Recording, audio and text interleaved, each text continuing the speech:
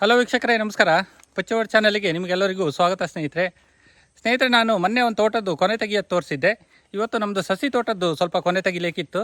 First ಕೊಯ್ಲು already ಸ್ವಲ್ಪ ಬಯಲುಸೀಮೆ ಕಡೆ ಎಲ್ಲ 2 ಅಥವಾ 3ನೇ ಕೊಯ್ಲು ಆಗಿರ್ಬೋದು. ನಮ್ಮ ಕಡೆ ಈಗ ಸ್ಟಾರ್ಟಿಂಗ್ ಮಾಡಿದ್ದೀವಿ ಅಷ್ಟೇ. ಇನ್ನು ಫಸ್ಟ್ ಕೊಯ್ಲು ಸಸಿ ತೋಟದಲ್ಲಿ ಅದರಲ್ಲೂ ಸ್ವಲ್ಪ ಲೇಟ್ ಕೊನೆ ಎಲ್ಲ ಬರೋದು. ಸ್ನೇಹಿತರೆ, ಇವತ್ತಿನೊಂದು ಚಿಕ್ಕ ಅಪ್ಡೇಟು ನಿಮಗೆ ತಿಳಿಸ್ತಿದ್ದೀನಿ. ಅದಕ್ಕಿಂತ ಮೊದಲು ದಯವಿಟ್ಟು ನನ್ನ ಚಾನಲ್ನ ಸಬ್ಸ್ಕ್ರೈಬ್ ಮಾಡಿ, ಲೈಕ್ ಕೊಡಿ, ಹಾಗೆ ನಿಮ್ಮ ಫ್ರೆಂಡ್ಸಿಗೆಲ್ಲ ಶೇರ್ ಮಾಡಿ ಸ್ನೇಹಿತರೆ. ನೋಡಿ ಫ್ರೆಂಡ್ಸ್, ನಾವು ಮೊನ್ನೆ ಕೊನೆ ತೆಗೆದಿದ್ದು ತೋರಿಸಿದ್ದು. ಅದು ಮೊನ್ನೆ ಕೊನೆ ತೆಗೆದಿದ್ದು ನಾವು ಆಲ್ರೆಡಿ ಬೇರೆಯವರಿಗೆ ಕೊಟ್ಟಿರೋದು. ಎಲ್ಲದು ಕೊನೆ ತೆಗಿಯೋದ್ರಿಂದ ಹಿಡಿದು ಉದ್ರು ಮಾಡೋದು, ಜಪ್ಪೋದು ಎಲ್ಲ ಪ್ರತಿಯೊಂದು ಕೆಲಸನೂ ಅವರಿಗೆ ಬರುತ್ತೆ. ಈ ತೋಟದ ಹೇಗೆ ಮಾಡಿದ್ದೀವಪ್ಪ ಅಂದರೆ, ಈ ತೋಟದ್ದು ನಾವು ಹಸಿಕಾಯಿನೇ ಕೊಡೋದು, ಆದರೆ ತೆಗೆದು ಉದ್ರು ಮಾಡಿ ಕೊಡೋ ಕೆಲಸ ನಮ್ಮದಾಗಿರುತ್ತೆ. ನಮ್ಮದು ಬೆಳಗ್ಗೆನೇ ಬಂದು ಕೊನೆಯೆಲ್ಲ ತೆಗೆದಾಕಿ ಹೋಗಿದ್ದಾರೆ. ಬೆಳಿಗ್ಗೆ ಬೇಗ ಬಂದು ಕೊನೆಯೆಲ್ಲ ಆಲ್ಮೋಸ್ಟ್ ಮುಗ್ದಿದೆ.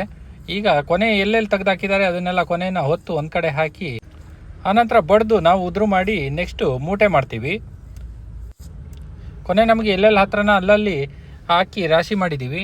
ನಾವು ಇನ್ನೊಂದು ಏನು ಮಾಡಬೇಕಿತ್ತು ಅಂದರೆ, ಅಡಿಗಡೆ ಒಂದು ಟಾರ್ಪಲ್ ಹಾಸ್ಕೊಂಡಿದ್ರೆ ನಮಗೆ ಕೆಳಗಡೆ ಬಿದ್ದು ಕಾಯಿನೆಲ್ಲ ಹೆರ್ಕ್ಲಿಕ್ಕೆ ಸುಲಭ ಆಗ್ತಾಯಿತ್ತು. ನೋಡಿ, ಇದು ಕೊನೆ ಸಾಧಾರಣವಾಗಿ ಎಲ್ಲದು ಈ ಅವರೇಜ್ ಇದೆ. ನಮಗೆ ಇದು 2ನೇ ವರ್ಷದ ಫಸಲು ಆಗಿದ್ದರಿಂದ ಇನ್ನೂ ಒಂದು 2-3 ವರ್ಷ ಹೋಗಬೇಕು ಇನ್ನೂ ಒಳ್ಳೆ ಕೊನೆಗಳು ಬರಲಿಕ್ಕೆ. ಆದರೆ ಒಂದೇನಪ್ಪ ಅಂದರೆ, ನಮ್ಮದು ಹಳೆ ತೋಟಕ್ಕೆ ಹೋಲಿಸಿದರೆ ಸ್ವಲ್ಪ ಸಸಿ ತೋಟ ಸ್ವಲ್ಪ ಬೆಟರ್ ಇದೆ ಅಂತ ಹೇಳ್ಬೋದು. ಹಳೆ ಮರ ತೋಟ ಇರೋ ಕಡೆ ತುಂಬ ಡೌನ್ ಇದೆ. ನೋಡಿ, ಟಾರ್ಪಲೆಲ್ಲ ಹಾಸ್ಕೊಂಡಿದ್ದೀವಿ. ಇದೇ ಟಾರ್ಪಲಿಗೆ ಹಾಕಿ ಜಪ್ತೀವಿ.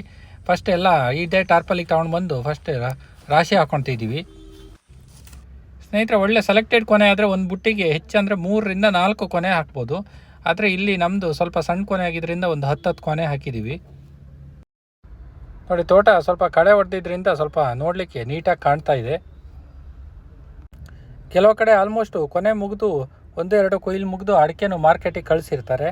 ನಾವು ಇನ್ನು ಅಡಿಕೆನ ರೆಡಿ ಮಾಡಿ ಮಾರ್ಕೆಟಿಗೆ ಕಳಿಸ್ಬೇಕು. ಆ ಟೈಮಿಗೆ ರೇಟ್ ಏನಾಗುತ್ತೆ ಗೊತ್ತಿಲ್ಲ. ಈಗ ಸ್ವಲ್ಪ ರೇಟು ಸ್ಟಡಿ ಇದೆ. ಆದರೆ ಇಡೀ ಸುಮಾರು 68,000ದವರೆಗೆ ಹೋಗಿದ್ದು ಇನ್ನೇನು 70 ಕ್ರಾಸ್ ಆಗುತ್ತೆ ಅಂತ ಯೋಚನೆ ಮಾಡಿದ್ದು. ಇವಾಗ ಡೌನ್ ಆಗಿದೆ ರೇಟ್ ಸ್ವಲ್ಪ. ಈ ರೀತಿ ಸಣ್ಣ ಹಳಿದು ಕಾಯಿ ಇರಬೇಕು. ಇದು ಪ್ಯೂರ್ ತೀರ್ಥಹಳ್ಳಿ ವೆರೈಟಿ. ಇದು ಈ ರೀತಿ ಕಾಯಿ ಉಂಟಲ್ಲ, ಇದು ಒಳ್ಳೆ ವೆಯ್ಟ್ ಬರುತ್ತೆ ಮತ್ತು ತೆಳು ಸಿಪ್ಪೆ ಬರುತ್ತೆ. ಇದು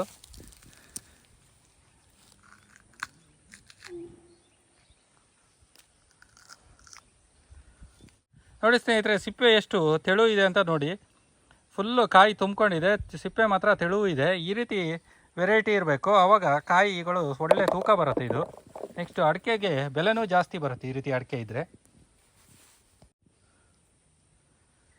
ನಮ್ಮದು ಆಲ್ಮೋಸ್ಟು ತೀರ್ಥಹಳ್ಳಿ ವೆರೈಟಿನೇ ಇರೋದ್ರಿಂದ ಎಲ್ಲದೂ ಇದೇ ರೀತಿ ಕೊನೆಯೇ ಇದೆ ಸಾಧಾರಣವಾಗಿ.